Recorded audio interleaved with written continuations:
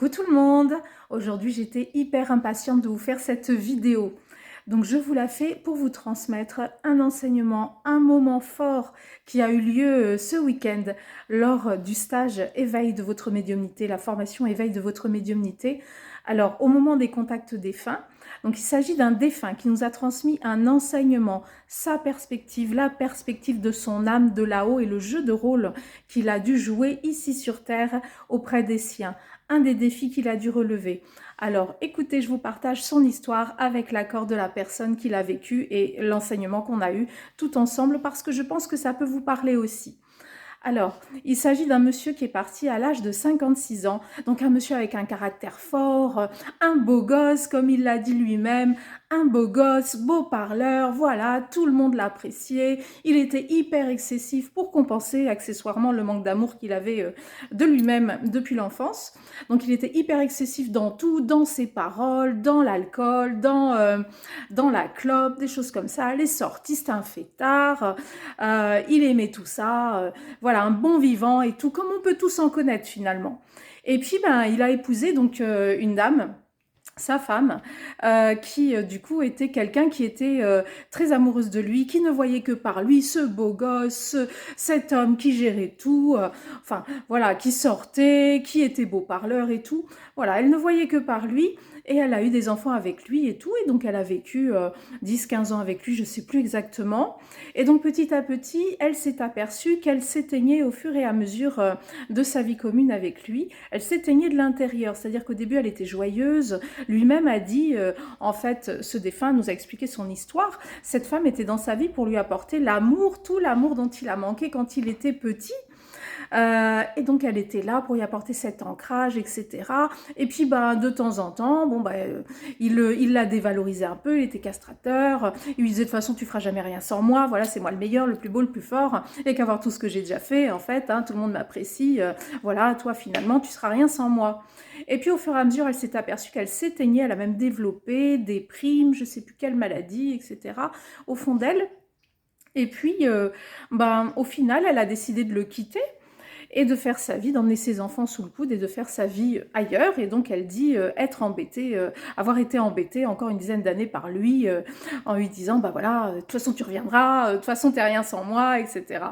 Alors voilà, donc lors de ce passage, lors du passage du défunt dans l'au-delà, donc il est parti à 56 ans, il nous montre, il me dit, il me fait ressentir aussi qu'il est parti plein de feu à l'intérieur avec son foie, son pancréas, son estomac, ses intestins qui étaient pleins de feu à l'intérieur de par tous ses excès, tout ce qu'il a pu vivre là dans sa vie, et puis consommer, etc., parce qu'il n'en avait rien à faire, il voulait profiter ce mec-là, hein, voilà, clairement.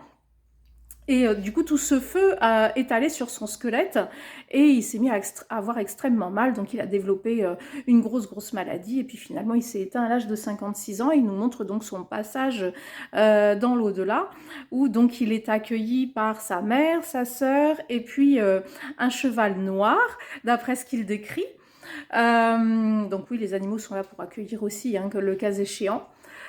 Et puis donc il nous montre vraiment avec cette impression de j'ai quitté mon rôle sur Terre, donc je me défais complètement épuisée, mais complètement genre j'ai bien joué mon rôle, c'était intense, c'était super et tout, je me suis éclatée et donc je monte plutôt haut vibratoirement, hein, vous allez peut-être vous moquer de ce mot, mais c'est pas grave. Donc sur les plans vibratoires de l'autre côté, il y a des âmes qui ont des vibrations plus basses et des âmes qui ont des vibrations plus hautes et voire très hautes. Donc ce monsieur-là avait une vibration plutôt haute, malgré ce jeu de rôle de gros connard, selon ses dires, parce que c'est ce qu'il disait être, avoir été en tout cas envers sa femme. Donc c'était une âme avec une vibration plutôt haute qui a accepté ce jeu de rôle sur Terre, c'est ça qui est intéressant, ce jeu de rôle sur Terre, par rapport à sa femme notamment. Après il y a d'autres propos par rapport aux autres membres de sa famille, mais donc par rapport à sa femme qui était présente ce week-end, donc qui lui dit, le défi que j'ai relevé par rapport à toi, c'était jouer ce rôle, pour que tu puisses, toi, comprendre que tu t'éteignais à mon contact, que j'étais en train de te dévaloriser et que toi, tu devais prendre conscience de toute ta puissance et faire preuve de force et de courage, ce que tu as au fond de toi, parce que tu es une femme hyper courageuse, tu as un gros caractère aussi, et donc tu devais retrouver cette force et ce courage que j'ai éteint au fur et à mesure des années pour t'extraire de ce cocon familial, de ce confort que je t'ai apporté, qui au final n'était pas bon pour toi, et finissait par t'éteindre au quotidien, car tu devais développer ce potentiel que tu as en toi, d'apprendre à vivre seule, d'apprendre à gérer ton travail toute seule, de tout faire seule, et finalement de me pardonner toute cette colère et cette rage que tu avais au fond de toi par rapport à tout ce que je t'ai fait vivre. Cette rage, cette colère, tu devais la transformer, tu devais comprendre que tu es une super belle personne au final et que tu peux très bien t'en sortir toute seule. Et donc tu as réussi à t'en sortir toute seule en devenant thérapeute et en accompagnant les gens avec cette bienveillance que tu as au fond de toi, cette douceur que tu m'as apportée depuis le départ de notre rencontre. Et oui, je t'aime, et oui, quand t'es partie, j'ai perdu la femme de ma vie, mais c'est ce jeu de rôle que j'ai apporté, que j'ai accepté pour finalement une sorte de sacrifice. J'ai accepté ce jeu de rôle pour que toi, tu puisses maintenant t'expanser. Et donc maintenant, je vais te servir de guide dans l'au-delà, avec cette forme de résilience. Et donc cette dame n'avait plus aucune colère envers son ex-mari, avait réussi à transformer toutes ses expériences. Et là, le monsieur lui apporte cette réponse. Ben oui, c'était fait exprès. Finalement, je t'ai apporté tout ça pour que toi, maintenant, tu puisses te développer. Tu n'es plus une petite fille.